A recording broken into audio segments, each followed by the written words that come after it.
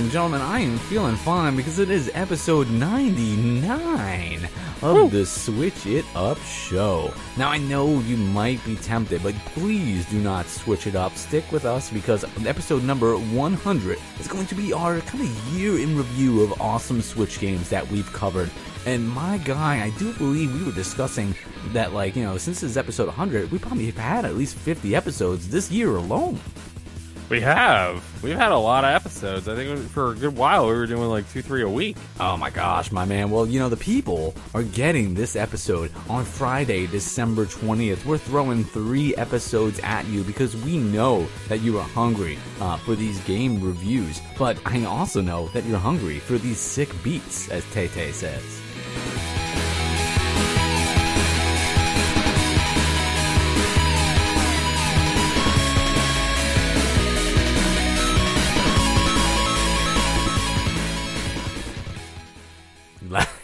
Is that what Tay-Tay say? Is that it? Yeah. That's what she says in this song, yeah. That's what Tay-Tay say in her song?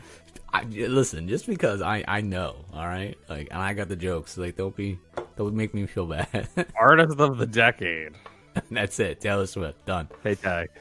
All right, ladies and gentlemen. So Tay-Tay. I'll move away from my ridiculousness, and we're going to move into Sydney Hunter and the Curse of the Mayan. This game is $19.99 on the Nintendo eShop. It is available right now. Ooh, let me hit you with this synopsis. It is long. In this pixel-perfect homage to the classics, you play as Sydney Hunter, an explorer who gets trapped inside a Mayan pyramid while he's out, well, exploring. Sydney Hunter and the Curse of the Mayan is a love letter to 8-bit action-adventure games with challenging platformer gameplay and a huge number of Maya-inspired bosses. You play as Sydney Hunter, adventurer supreme, who by sheer luck manages to get trapped inside a massive Mayan pyramid. He soon discovers the feathered serpent. Culkin has broken up the secret Hab calendar into 7 individual pieces and has hidden them inside the very same pyramid. Widespread chaos and a time freeze will certainly follow if the Hab calendar isn't located and put back together. With the support of the local Mayan population, Sydney Hunter must now find all 7 pieces of the Hab calendar, defeat Culkin, and return peace and balance to the Mayan civilization. Are you ready to beat the curse of the Mayan? Let me tell you, Mr. Trav, I was ready when we got the call to check this wonderful game out from Collective Vision Games. Again, this is playable in every single mode, TV, tabletop, and handheld. It features fantasy, violence, and mild blood. It's rated E, so this game is for everyone, and I would concur, this game is for everyone. The closest that game that I can really describe this might kind of match up to is like maybe Castlevania, if there was like a little more platforming to it. There was this awesome game series on like the old, like on like DOS. It was called Paganitsu, and it featured like it was like super 8-bit at the most, and you would go through these different like caves and solve all these different puzzles. And there are a lot of different puzzles that you need to solve in this game, but it is also very much a platformer akin to Castlevania.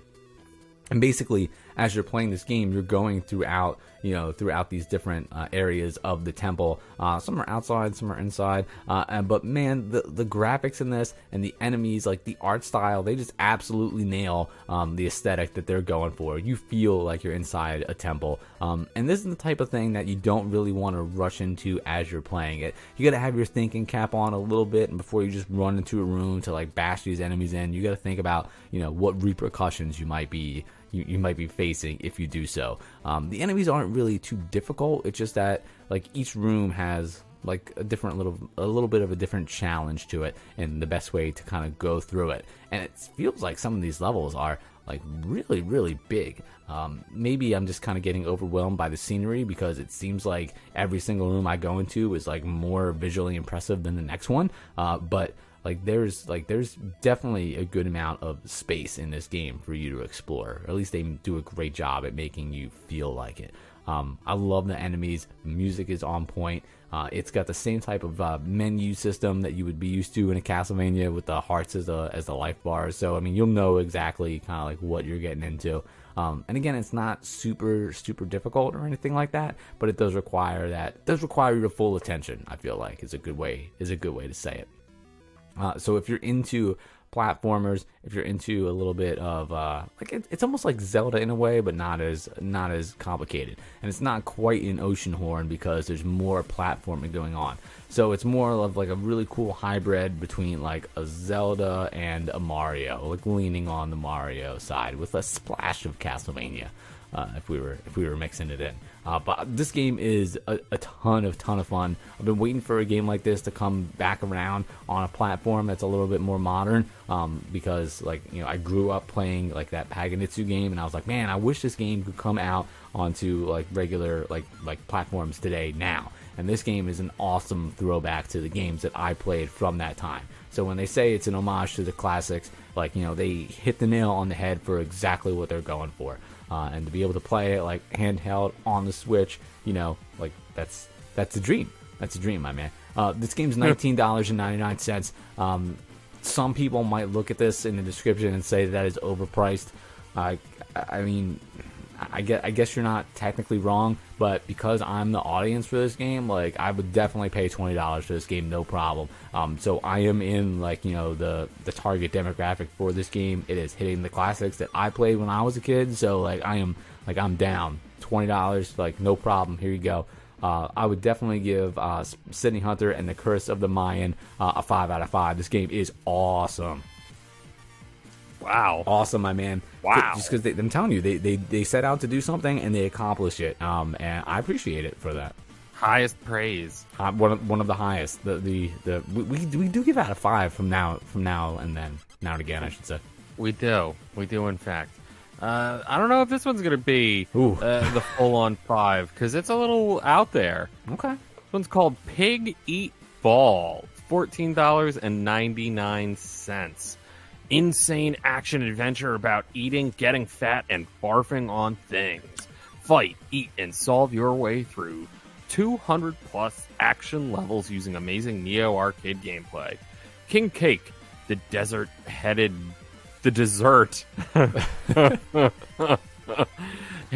monarch, has decided it's time for his daughter to get married, but she has other plans. The king has devised the Royal Games, in which the winner will marry Princess Bo. Since she can't talk her father out of it, Bo decides to put on a disguise and enter the competition herself. Along the way, she discovers a nefarious plot that threatens all life aboard the Space Station Kingdom. Can she get to the bottom of things before it's too late and win the Royal Games at the same time? Find out by playing. Twisted arcade gameplay. Get bigger as you eat. Barf to squeeze down to size. Barf on anything that moves. Reap the rewards. Explore intricate worlds. Giant interconnected overworlds are filled with strange life and secret rewards. Travel to 5 completely unique areas, including Sushi Gardens, Kitchen Chaos, and Astro Farm. Handcrafted challenge. Each handmade non-procedural level has a unique hook or puzzle, from dodging alien bulls, spitting bombs, eating flying pies, or bowling while on conveyor belts. There's always something new. Massive wild bosses, nearly a dozen bat barf crazy bosses will be coming your way. How will you beat the accordion centipede or a living pile of nachos? Use your brain, your skills, and your mouth. Incredible soundtrack, amazing tunes to get you into this surreal world. One-of-a-kind power-ups throughout the Space Station Kingdom. There are dozens of special disguises. These look cool and also give you special abilities. Each disguise has a pro and con. Swap disguises to find the best one for each situation. Open-ended antics. Charming pill bugs roam these space stations.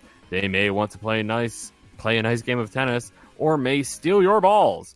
Watch out for their lawn darts, bomb-flying pies, and tractors.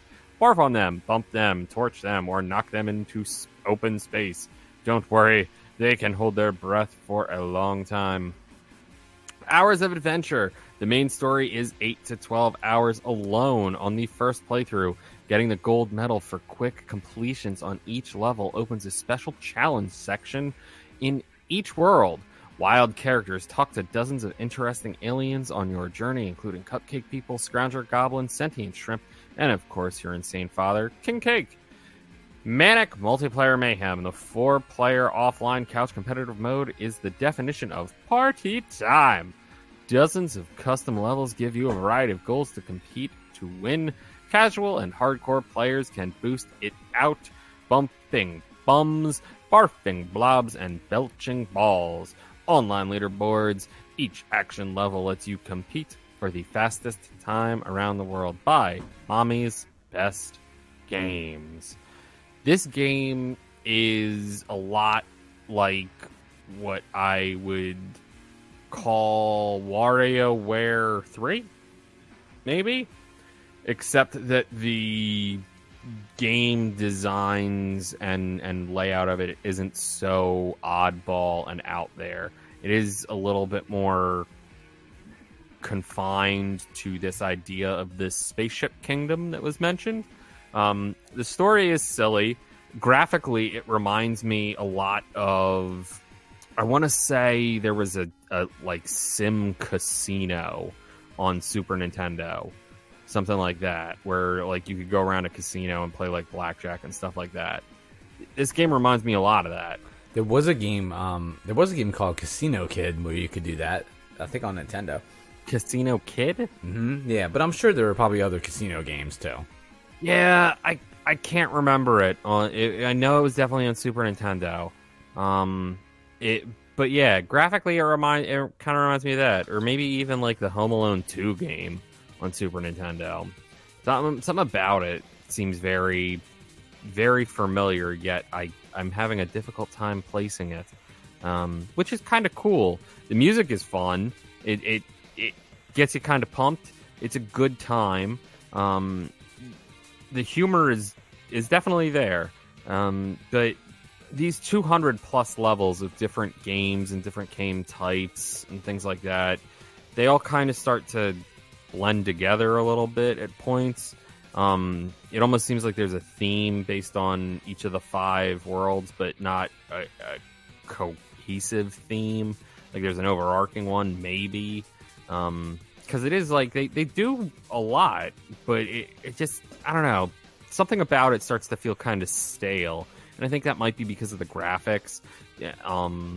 Just graphically, I feel like if it looked more of, say, a Flash game quality, more of an animated design and less of a pixelated feel, I think it would have resonated with me better. That's not to say it's not fun. It's definitely got its moments, but overall it feels like it gets a little repetitive and long at points.